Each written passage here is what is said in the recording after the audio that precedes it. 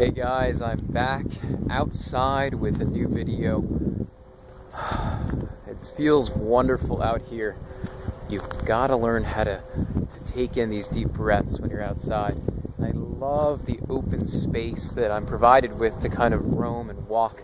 You know, I consider myself more of a nomad and wanderer than I think I like to believe. You know, I really enjoy having open spaces, a very small amount of direction, and an ability to kind of go with things and to see how things unfold. That is besides the point of the video. The point of the video is to talk to you guys about self-awareness, okay? So I've been reading this book on the nature of psychological trauma. And trauma is something that a lot of us face in life. And trauma does not mean necessarily direct, violent, or abuse of any kind. Not something that is physical or even sexual. Trauma can even be the absence of the resources that we need to thrive as human beings.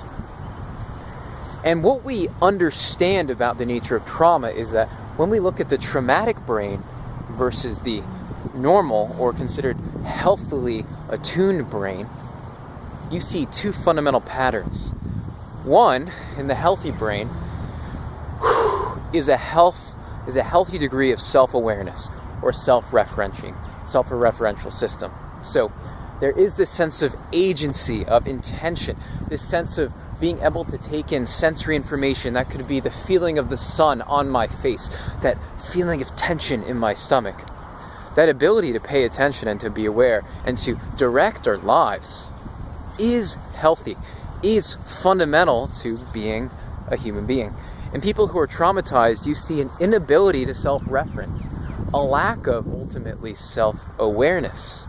And the point of this video is to ask you, are you really self-aware? And if you consider yourself to be someone who is struggling, perhaps it might have something to do with a lack of self-awareness. So I guess the real practical, natural end of this kind of topic would be, well, what can we do to grow in self-awareness? And I talk a lot about discovering the will and intentionality in our lives. And I think if you're really lost, the best way to start is to find a healthy person, someone who has a greater sense of their own self-awareness and has the ability to soothe themselves appropriately. Find someone like that and try to know them.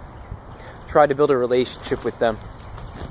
Because I think it is in that healthy process of relating that we truly grow to be self-aware, which can mirror the fundamental attachment relationship that we were meant to have early on in life.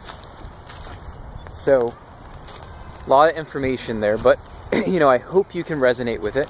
I hope this is something that you can relate to. How do you personally know that you are someone who is healthy or self-aware? What do you do every day to promote self-awareness in your life? Let me know with a comment, subscribe and like the video, and I'll see you in the next video. Take care, guys.